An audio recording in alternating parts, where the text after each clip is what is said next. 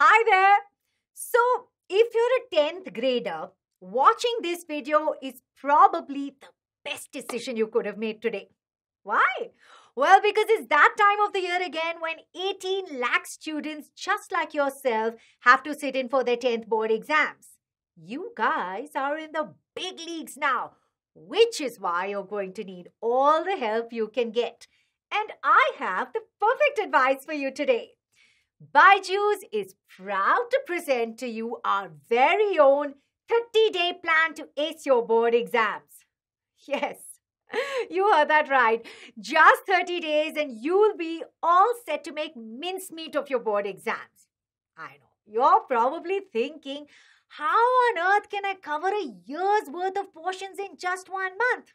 Well, stay tuned for the rest of the video to find out. I promise you that the next 20 minutes will help to shed a new light on the way you approach your exams. No matter how tough the exams are, our 30-day plan is going to help you knock it out of the park. And you know what they say? When the going gets tough, the tough get going. So let's get going and dive right in, shall we? Okay. So, like any other master plan, ours is also divided into different stages. 5 of them, in fact. So let me give you a brief overview of what they are before I get into any sort of detail. Now, the first stage is preparing a study schedule for yourself. Of course, one that is comfortable for you, but at the same time ensures that you get through all your portions. Then, stage 2 is all about how to study smart. You know, the founder of Microsoft and one of the world's richest men, Bill Gates, he once said that it is better to work smart rather than work hard. And there's no reason why this shouldn't work in case of studying as well, right? So we'll guide you on how to study smart. We will help you to reduce stress, become more efficient, and produce optimal results. Now, we know that every subject is different and each will have their own nuances, right? So, stage 3 takes this into consideration and provides you with guidelines on the best ways to prepare for each subject. So, we've identified what's common and what's different across all the different subjects so that you don't have to. Then we have stage 4, which deals with the things that you should focus on during D-Day. Are there any practices that will help you score better? See, we know that the mark that you get doesn't only depend on how well you studied, right? It also depends on how well you transfer that knowledge onto paper. So, I will give you the secrets to writing an A+ grade paper. And finally, stage 5 details all the do's and don'ts that one needs to keep in mind while preparing for and writing the board exams. Now, a lot of thought went into these so that you can have a clear idea of how to approach your exams. All right then, I think it's time we got down to brass tacks. Let's start with stage 1, which is preparing an effective study schedule. Now, what makes a schedule effective? And how can you make sure that you stick to it each and every day? Well, let's take a look, shall we? Okay, so the key is to have a goal-oriented study schedule. What does this mean in the real world? Let me explain. Set fixed goals that you are sure that you can achieve every day. Then tailor your study schedule to meet these goals. Now, after giving it some serious thought, I finally decided upon a 3-session schedule that you can adopt to maintain a healthy pace of learning. So, what does this schedule look like? Now, one thing that you can do is have study sessions like you would take your medicines. Okay, you probably didn't get that. Let me explain myself better. Divide your study time into 3. 1 in the morning, 1 in the afternoon, and then you can have the final session post-dinner. Now, you're probably wondering, how is this going to help, right? See, each of these sessions are different from each other. The morning session can be thought of as a brain-teasing session. So at this time, you're fresh, you've had a good night's sleep, and this time is perfect for you to focus on the more numerically demanding subjects. So then, which subjects do you think are suited for the morning session? Yes, subjects like maths and science, which require you to solve a lot of problems, they are the perfect candidates for the morning session. All right, then what about the afternoon session? Well, you can reserve the afternoon sessions for the more memory intensive subjects. Subjects where you have to by heart a lot of stuff, right? So these include all your language subjects as well as social studies, which require you to memorize a whole lot of dates and names, right? Okay, that's the afternoon session. But then why do we need to have a session post dinner, right? I mean, I always feel like going straight to bed after I've had a nice dinner. I understand. But you know what you can do? You can use this session to revise all of the things that you've learned on that day. What happens with revising is that revising helps you to cement all the new information inside your head so that you don't forget it when you wake up the next day or, in fact, even the day after that. Now, during revision, you don't need to go through each and every line that you studied. Just have a quick glance through the points that you feel are important and you're good. All right, so knowing just how important revisions can be, I've actually gone through the trouble of listing down everything that you need to have a second look through. Now, these include things like all the important formulae you learned in science and maths, all the different theorems that you came across in maths. Please make sure that you don't get them mixed up. It is easy to mix them up sometimes, right? Then, all the reactions that you learned in chemistry. Please take special care to memorize all the correct compounds and elements. Then, all the important diagrams of circuits and organisms that you might have come across. All the dates and the names in social studies. And finally, all the maps that you might have learned in geography. See, it never hurts to go through each of these a second or even a third time. As I said, revision isn't about going through each and every sentence in the textbook. Study smart and pay attention to the things that matter. All right, but knowing when to study and what to study isn't enough. A good schedule should also take into consideration time management. This is very, very important. But the question is, how should you divide your valuable time? See, in terms of subjects, it's not like all of us are equally skilled at each and every subject, right? I mean, usually we have our strong points as well as our weak points. So, for example, you may be really good at math, but you might find it hard to study social studies. But then there might be someone else out there who feels exactly the opposite way. So, it clearly doesn't make sense for you to spend equal amount of time for all the subjects. So, you know what helps? First, try to identify your strong and weak suits. Then dedicate more time to your weaker subjects. So this will help you to get a firm grasp of the things that you find it harder to learn. Now, dedicating more time for any particular subject will mean naturally that you have less time to spend on the other ones. But that's okay if these are subjects are the ones that you're good at, right? So you can quickly go through everything and still have a thorough understanding of everything that was taught.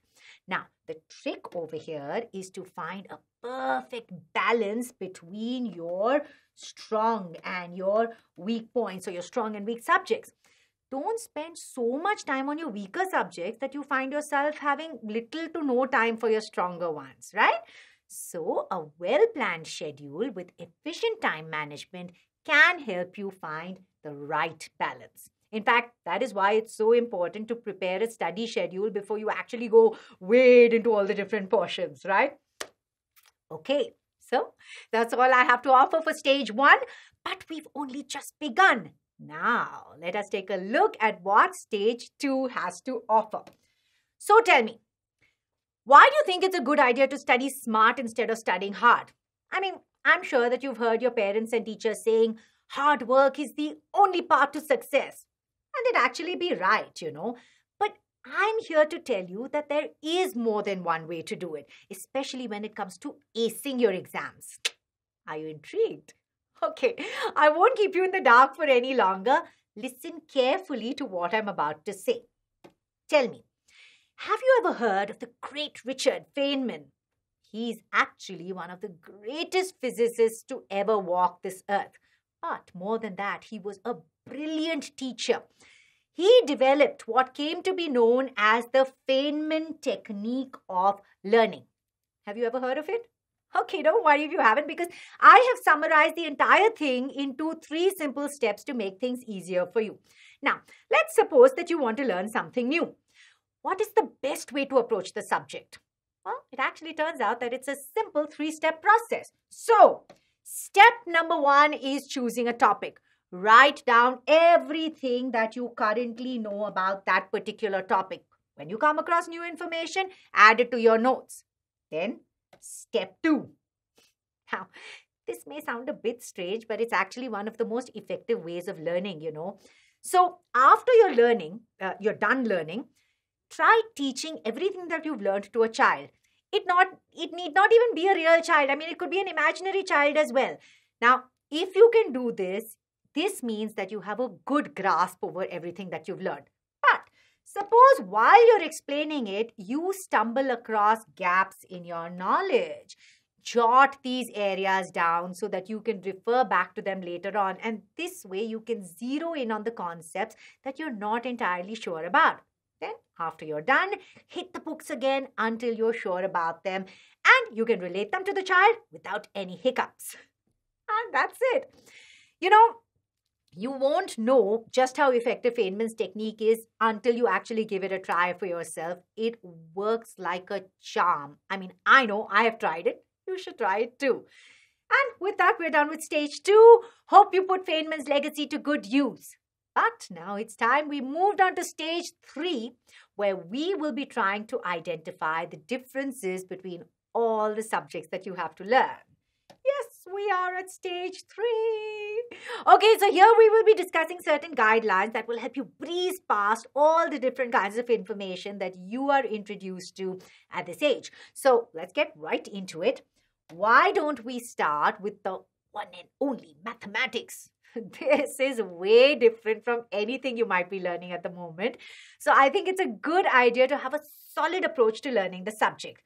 Now, what I'm going to tell you now is the BYJU'S approach to learning maths. So, the first thing that you need to do is take a look at the weightage and the section-wise distribution of each topic. This is very, very important. This helps you identify the parts that you need to spend more time on. Now, this point is common for all subjects, so please make sure you don't miss out on doing it. Okay? Then, second point is to revise all theorems and derivations. Now, these can sometimes get easily mixed up, right? Especially when you have a ton of them. So, correlating theorems and derivations is a really good way to keep track of all of them.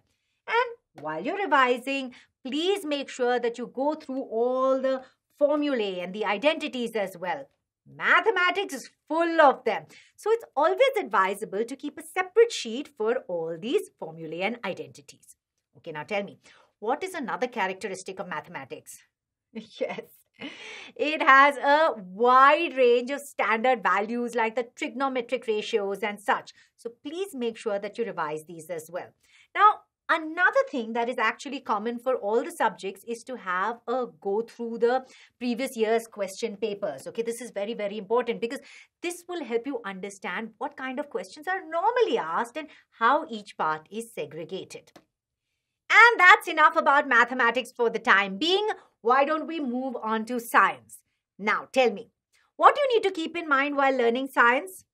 Okay, let's take it one by one. Let's start with physics. Now, like I said earlier, first of all, be aware of the weightage and the section-wise distribution of each topic. This is very important no matter what subject you're learning, right? Then, talking about physics, one thing that you can do when it comes to physics is practice a whole lot of numerical based questions. I mean, you never know what type of question they ask, so it's always better to be familiar with all of them.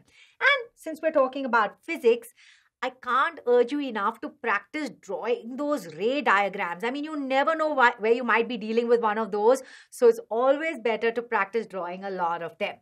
And when it comes to all the different machines that you need to learn about, pay special attention to their working principles because this is what is most often asked.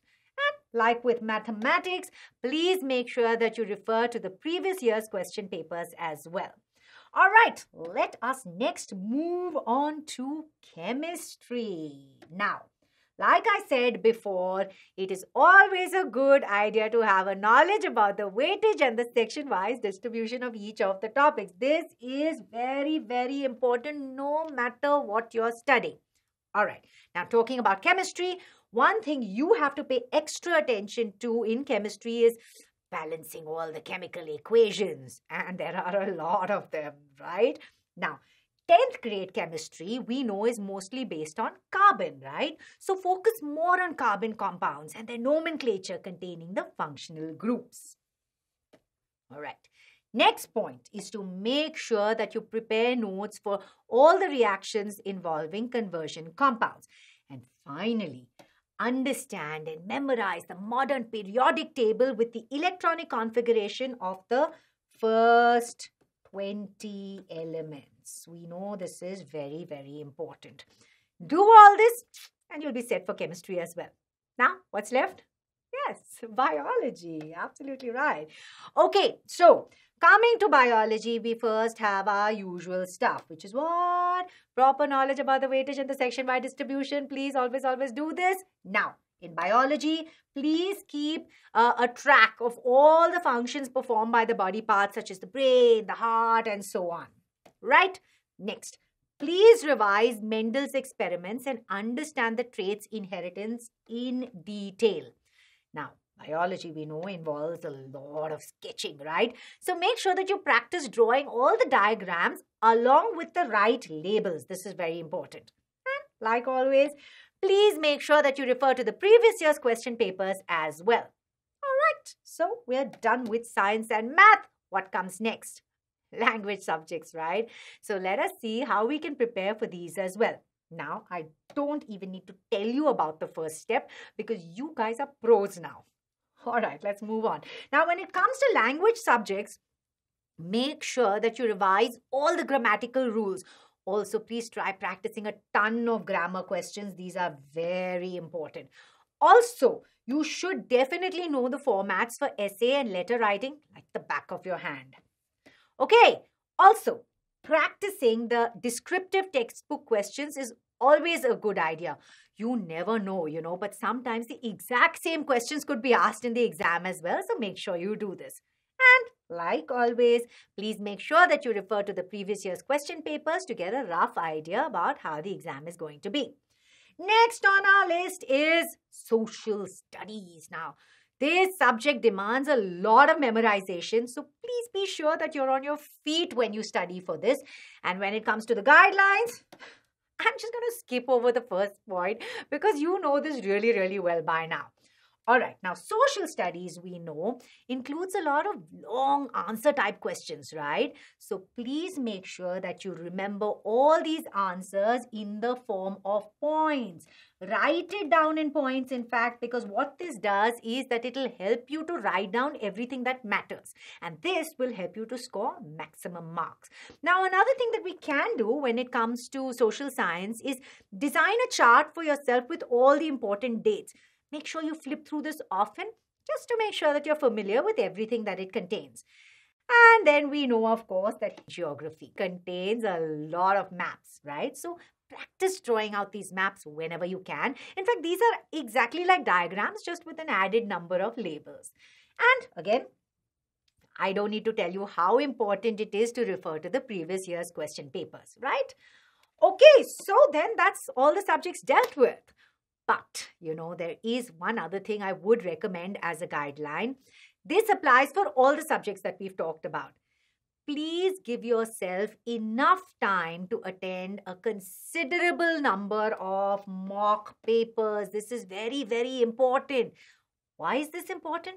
I'll tell you why. So, mock papers helps you get acquainted with the testing environment. And this is very important. You'll get familiar with the formats and, of course, the pressure one feels while sitting down for the final exams.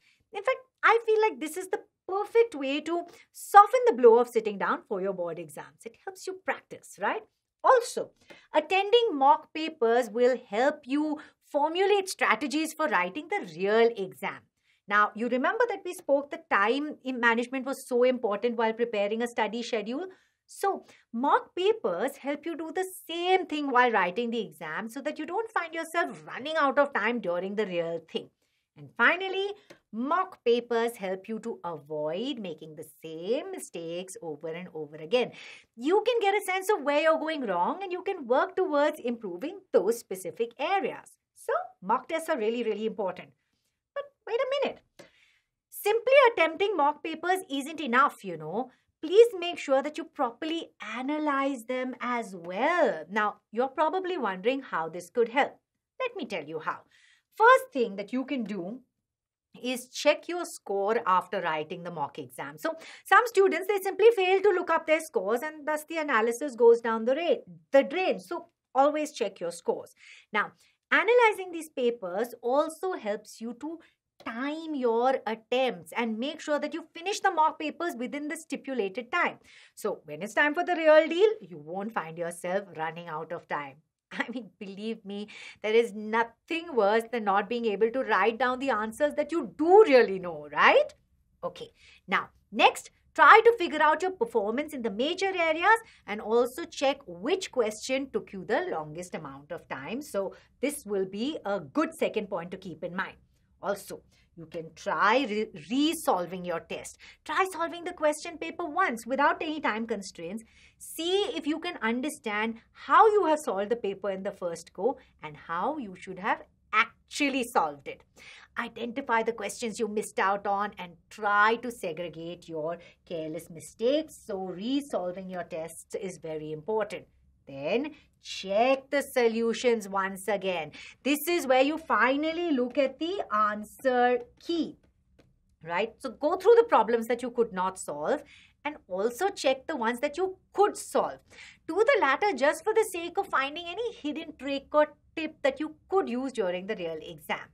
And after your first mock paper, please draw out a strategy for your next one.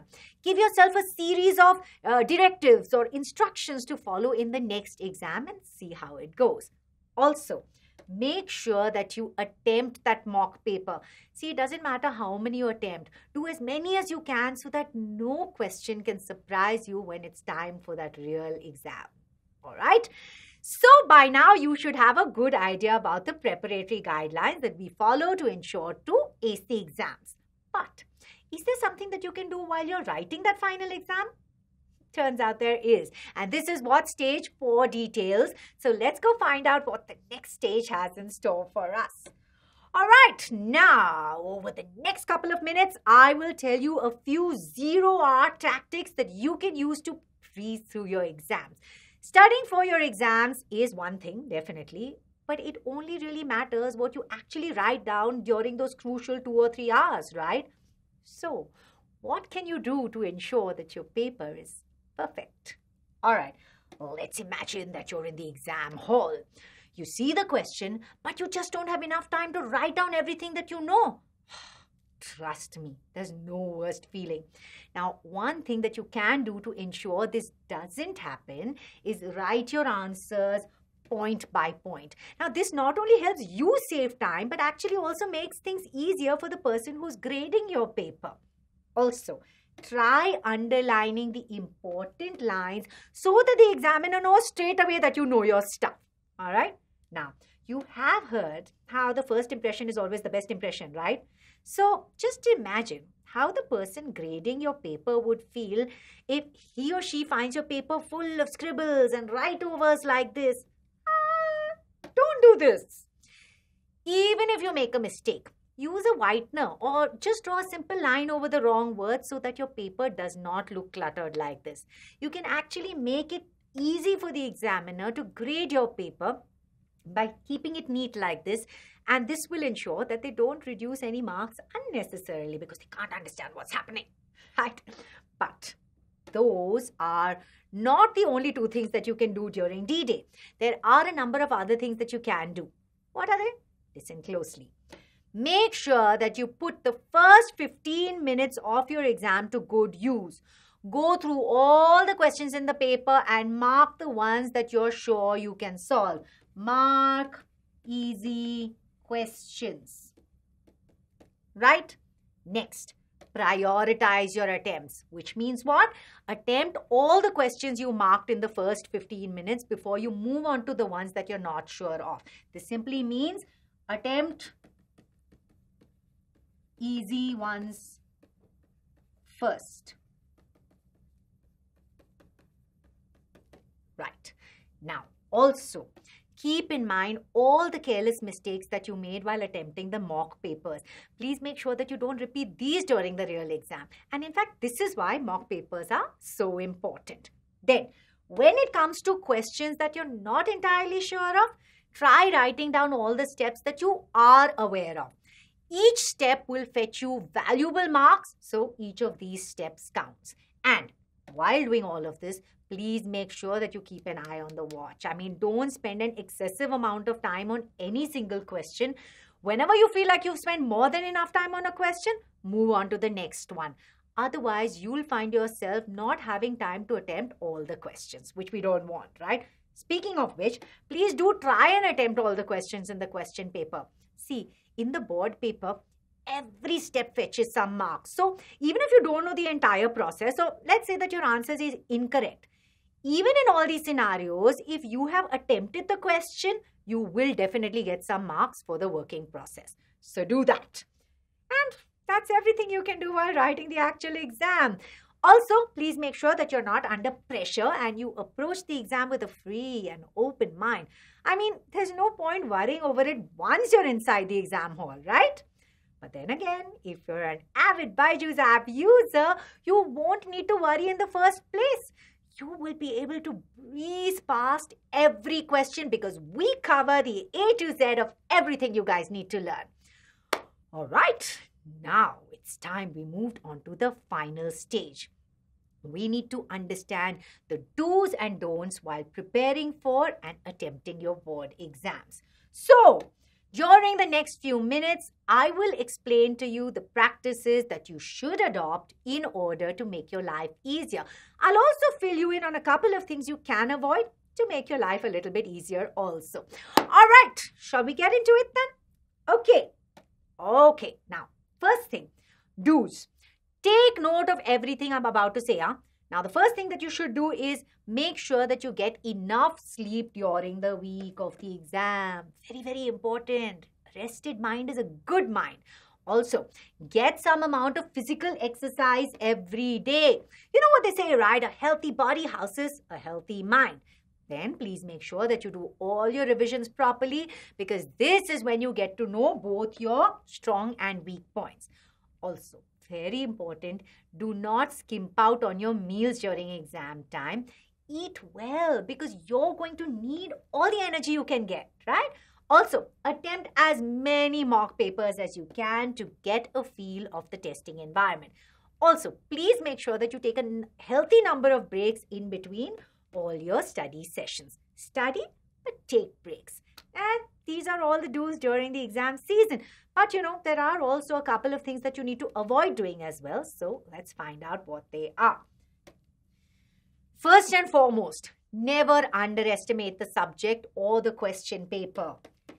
If you do so, you will be sure to slip up more than once during the exam. Careless mistakes more often than not crop up due to our ignorance. Also, please take care not to procrastinate because an idle brain is the devil's workshop. Don't put things off for tomorrow if you can do them today, right? I mean, later maybe never. So do it right now. All right. Now, another thing that you can definitely avoid is comparing yourself with others. Don't do this. Don't worry. Don't fret if your friend is a few chapters ahead of you. I mean, we all learn at different rates. So it's best to keep your head in the game and not worry about how others are doing. Your only competition is you. And finally, stay calm. Let's avoid the panic. I cannot stress this enough, but panicking just makes everything worse. Take a chill pill, keep a fresh mind during the final few days of the exams. It always helps. And guess what? That's all you need to do in order to prepare for your board exams in under 30 days. I hope that you found everything that I said useful. Please make sure that you visit the BYJU'S Learning app in order to have that extra edge. We have tons of content that is sure to put you ahead in the race. On that note, I'd like to wish you guys the very, very best for your exams. I'm sure you will ace all of them. So worry not. And also, I'm going to see you soon. But till I see you next time, don't forget to stay safe and stay awesome. Keep learning. Ciao.